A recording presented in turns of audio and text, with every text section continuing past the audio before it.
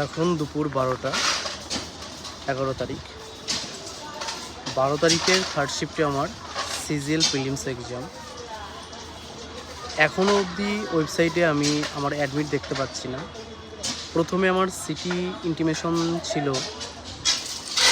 কলকাতাতে, সেটা কাল সন্ধ্যার পরে ওটা থাকে না।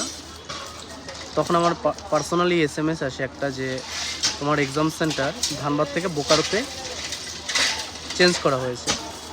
তো সেই হিসাবে বোকারো যাওয়ার একটা টিকিট কেটে আমি এখন নৈহাটিতে বসে আছি।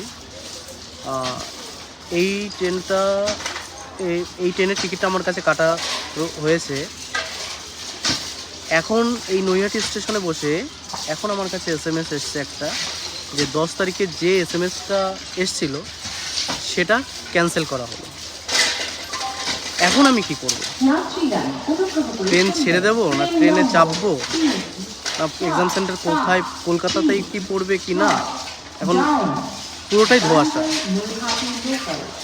আমি যতটা শুনতে পাচ্ছি ওয়েস্ট বেঙ্গলের ক্যান্ডিডেটদের সঙ্গে এটাই হচ্ছে।